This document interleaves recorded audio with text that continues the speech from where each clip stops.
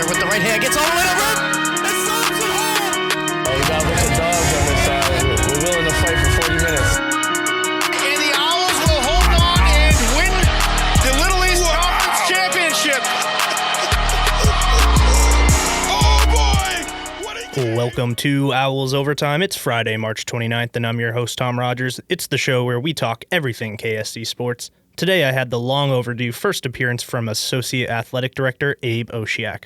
We talked about everything from his journey to Keene State to the current spring sports landscape at KSC.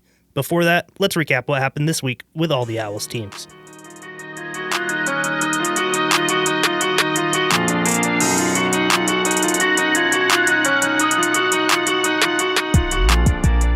Baseball picked up a win Tuesday where they had to fight from behind to force extra innings, and freshman George Young looked awesome. Coming up clutch in his first career win, Young pitched 3 innings, retiring 10 of 11 batters he faced. That's efficiency. Unfortunately, on Wednesday, the same story didn't play out. The Owls stranded the tying run in 9th and fell to Springfield 6-5. Softball also fell to Springfield this week, losing both games of the doubleheader. Freshman Grace Wallace hit her first career home run and overall was the most active bat in the series. Wallace gets a shout-out in this episode later, so stay tuned for that. Men's lacrosse picked up a conference win over EastCon in what hopefully is a big momentum boost for the Owls as they only have LEC opponents left on their schedule. After 3 straight losses, the women's lacrosse team bounced back and rolled over New England College in a 16-14 victory yesterday. Haley Radijak even outscored the opponents with 6 of her own goals. All right, that's what happened this week for all the Owls sports programs. Now, here's Abe Osheyack.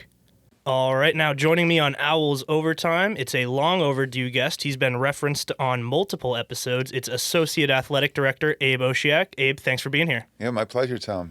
How many times have I been referenced? This is news to me. Once at least in the JJ episode, the Sentinel reporter Mike McMahon shouted you out quite a few times. Marty and I obviously have talked about you. You've gotten your dues. I'm going to have to go back and listen to all of these. Oh, now you're going to go listen to them. Okay, I see how it is. Well, right off the bat, could I get your road to Keene State story? I always tell guests whether they want to give me the long version, short version, whatever version you want. What has led you to being Associate Athletic Director at Keene State College? Sure. It's a little bit of a winding path. I was here as a student in the mid-2000s. I graduated here as a journalism major in 2006. And at that time and all throughout my childhood, what I really wanted to be was a sports writer. Tony Kornheiser was an idol of mine. Michael Wilbon was an idol of mine. I really liked reading newspapers. I had a newspaper route. I would cut out all the articles and read them and save them, and just kind of the whole idea of working in a newsroom was very appealing to me, like all throughout my teenage years, and as I was starting to think about college and ending high school and all of that. But I graduated college at a time when newspapers were beginning to go away. Like social media didn't really exist yet, but it was the dawn of the internet, and you had the World Wide Web it wasn't just I could use it at my house. It wasn't just going to the library on a Saturday to kind of see what was going on. So all throughout college, I had also worked as a student worker in the sports information office. And I found I really enjoyed it. I was getting paid to basically go watch sports games and either help stat them or write about them or just do anything I could to kind of get the games up and running. So when I graduated, I was offered an internship at Embry-Riddle Aeronautical University, which is they actually have 2 campuses, but the one I was at was in Daytona Beach, Florida. So I moved down there 2 months after graduation with no money and working for $11,000 without a car.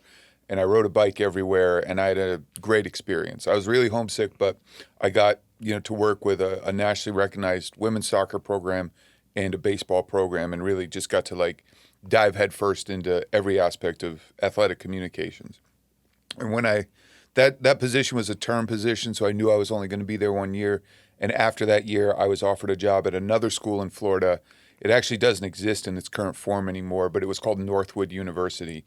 And for old school basketball fans, the coach at the time of the men's basketball program there was Rolly Massimino. And he's passed away since a couple of years ago, but he was the coach at Villanova when they beat Georgetown. This is probably 1985. They're the lowest seed to ever win the NCAA Division I men's basketball championship. They did it as an 8 seed. And he was like in his 70s back then, and everyone down in Palm Beach thought he was like the greatest thing ever. So that was fun. And so after 3 years there, the school went through like some contractions, and my position was actually eliminated. So I was out of work, and I was trying to find my next position. And so I had actually kind of moved back home with my parents, and the job, a sports information job at Smith College, which is an all-women's college in Northampton, Massachusetts, came open. So this would have been like summer of 2010. And I applied for that. I interviewed for that. I got that. And I stayed there for 3.5 years. I met the person who I eventually got married to. I got married. And then in December of 2013, this job, the sports information job at Keene State, came open. And I applied for that. I interviewed for that and was offered that. And so I started here in January. I actually remember the exact date because it was my dad's birthday. It was January 27th, 2014. And I've been here ever since. And through some, structural changes at the college, I've been fortunate to get promoted a couple times and really expand my knowledge base and my professional accomplishments, for lack of a better term, not just from sports information to, game management, NCAA compliance, budgetary things, and now sports supervision. And that's the longish but shortish answer to your question about how I became the associate athletic director. Well, my first 2 years here, you were assistant athletic director. Now you're associate athletic director. Is that just a fancy word change? What's the difference in the roles there? Yeah, the biggest difference for me in assistant to associate is the sports supervision. So I am the direct supervisor for 7 of the coaches that we have in the athletic department, and that was a defined thing.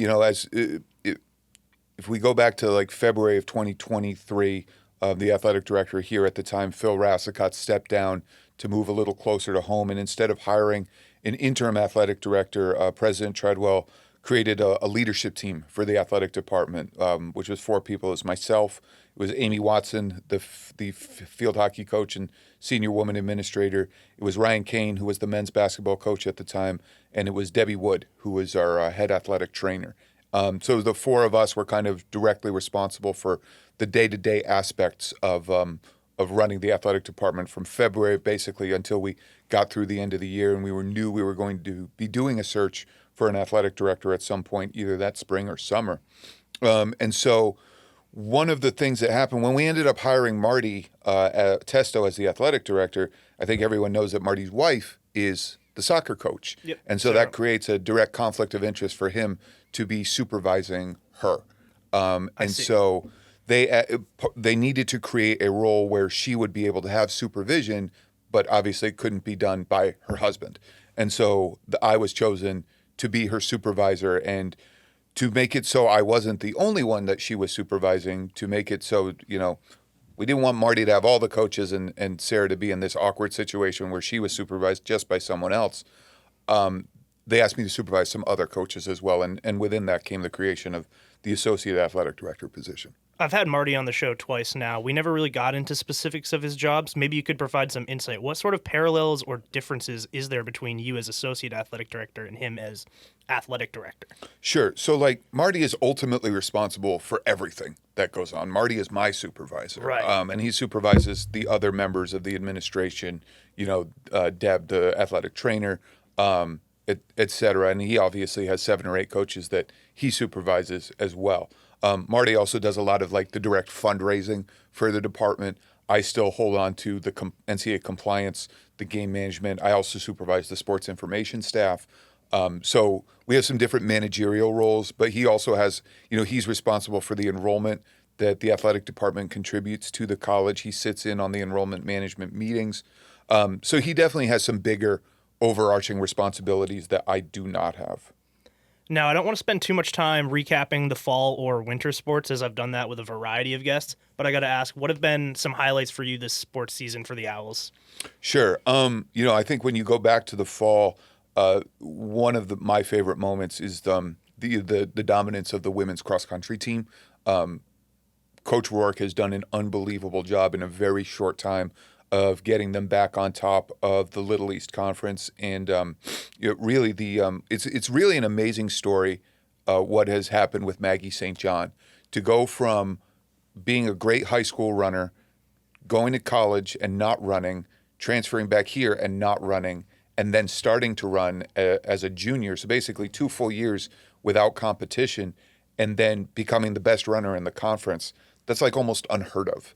And so to watch her to be able to do that has really been inspiring. Obviously men's basketball has been a lot of fun last year and this year, getting to host NCAAs each of the last 2 years with them, being able to travel with them to Philadelphia last year, to North Carolina this year, to go to the Sweet 16 each of those years has been fun.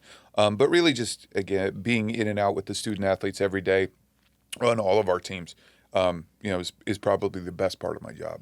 Another cool thing, obviously, was the inaugural debut season of esports. Marty and I had a funny interaction where he was telling me he's so interested in the program because his extent of knowledge of video games is like Tetris and Frogger. He kept talking about those. So firstly, what's your background with video games, and did you get to catch any esports, learn anything new? I have learned a little bit about esports, and I have to give a big shout out to Kyle Bierman on our sports information staff about this.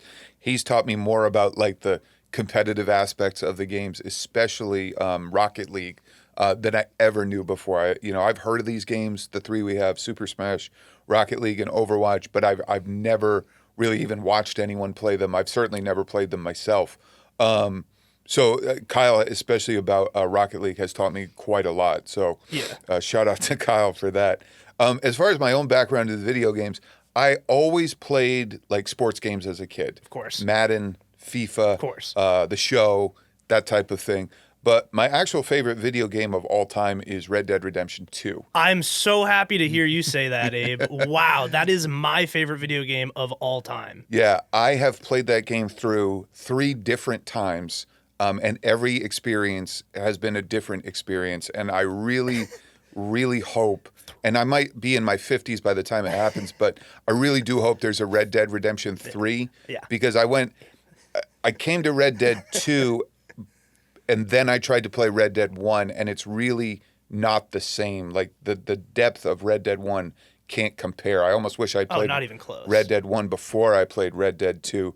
And I know that, now that GTA 6 is up and running or is coming out very soon, that Rockstar can get on Red Dead 3, because I think it would shatter every sales record in video game history. I love all of this. This was not what I was expecting at all. That's probably 240 hours of gameplay. Oh, yeah. This is not what I expected. No, Red Dead 2 is, I've read the reviews.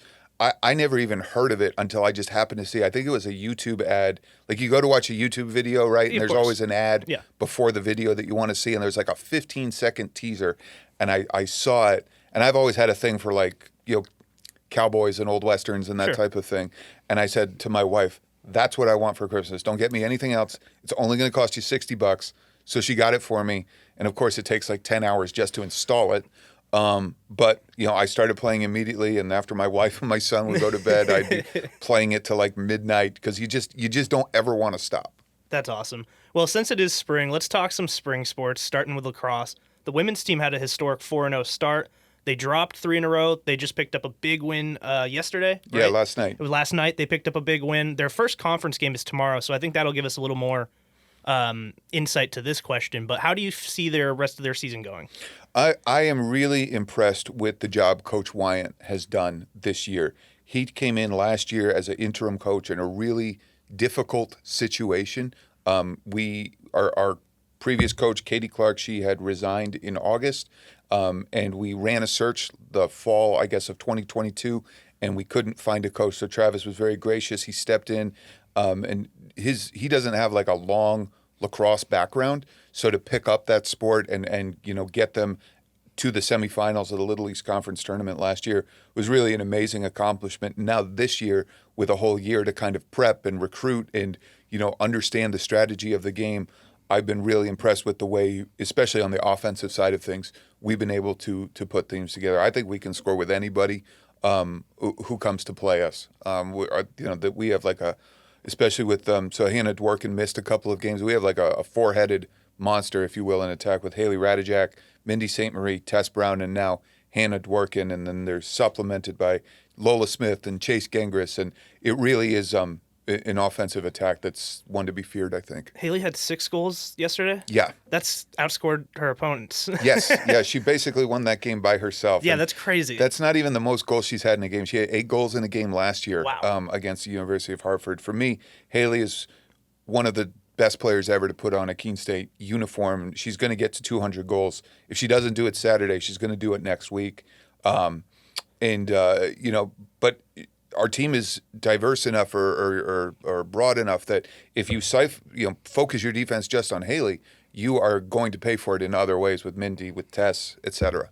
Love to hear that. How about the men's team? It was a rough start to the season. They just picked up a conference win, so now they're 1-0 in LEC. I got to be honest, lacrosse isn't one of those sports I pay all of my attention to, so I don't really know. How do they shape up against the rest of the LEC? Because I think they only have conference games left on their schedule. Yeah, that is correct. There's no more non-conference games left for them.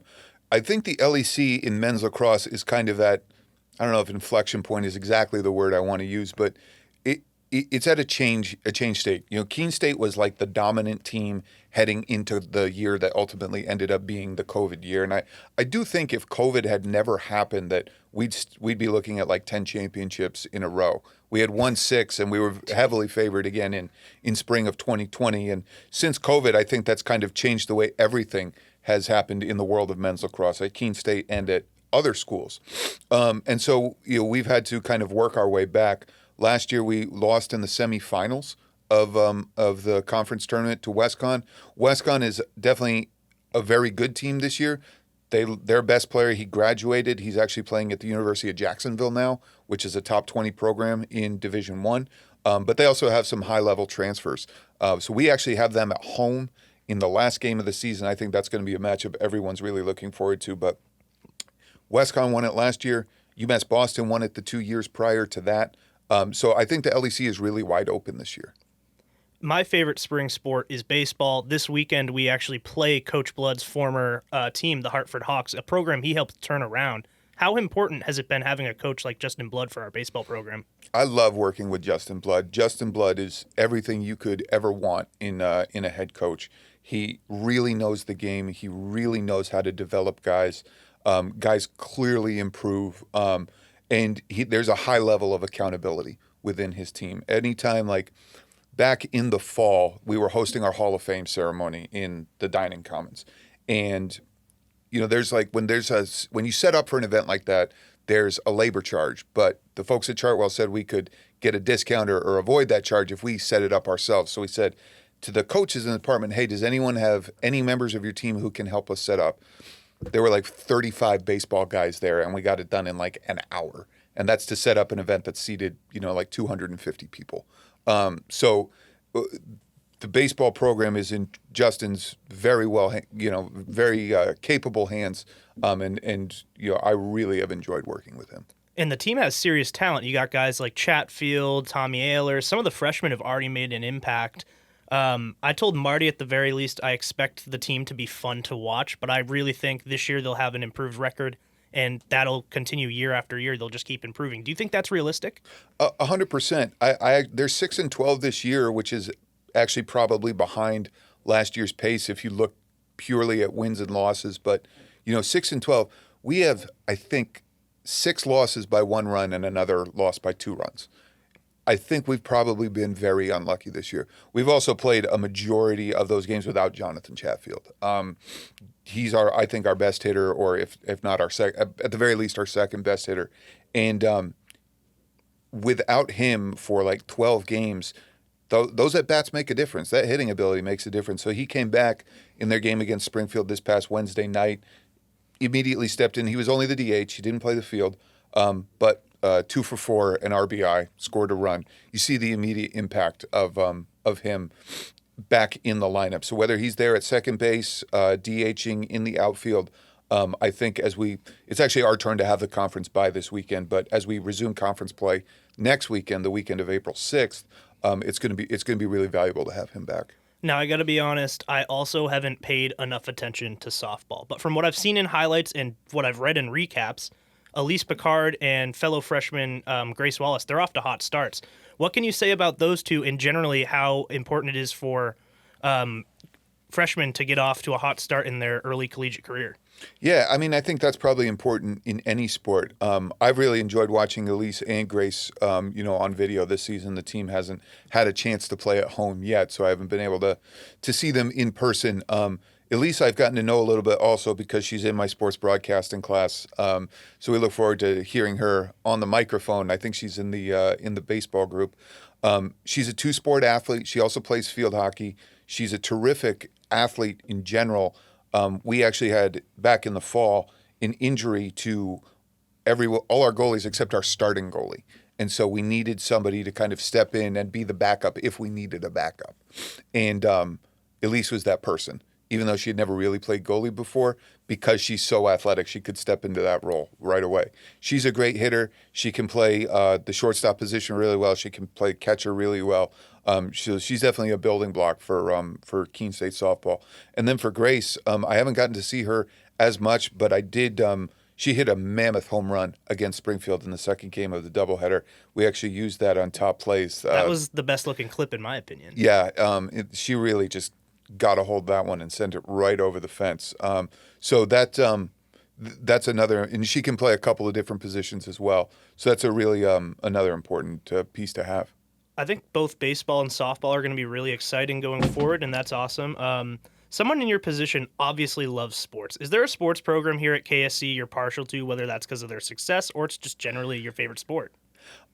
I have favorite sports that I like to watch. I don't have a favorite program here. I didn't think you were going to. Yeah. I had to ask. No, I totally understand. When you're at this level of college athletics, it is much more about the student athletes you get to work with, regardless of the sport they play, than, sometimes in Division I you're locked in on a specific sport or two or three sports that you're working with. But like even amongst the sports that I supervise in the fall with soccer, in the springtime with basketball and swimming, in the spring with baseball and lacrosse, I get to see all the sports, but I get to work closer with coaches of all stripes. Just curious, when was the last time you saw your bio on the Keene State website? It's a good question. So I can go in and change anything about the website that I want. Oh, you can. So I probably updated my own bio, and that was probably last summer when I got promoted. Was it really? I'm surprised. There is the picture is great. Yeah, the picture. I'm looking at you right now, and I remember looking yesterday when I was coming up with questions. I was like, that's not even Abe. Yeah, no, I've definitely changed a couple things. I had hair back then.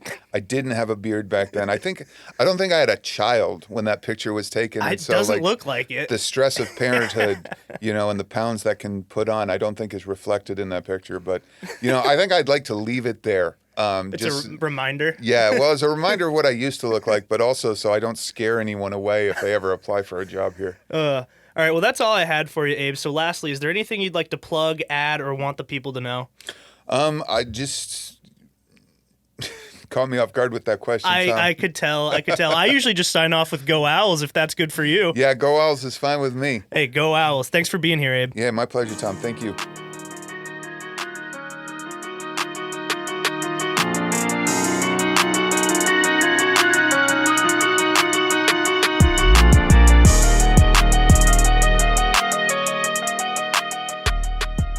Looking forward on the Owls schedule, you will definitely want to tune into baseball over the weekend as they take on Coach Blood's former Hartford Hawks in a doubleheader Saturday. Softball returns to action Monday in a doubleheader at Westfield State.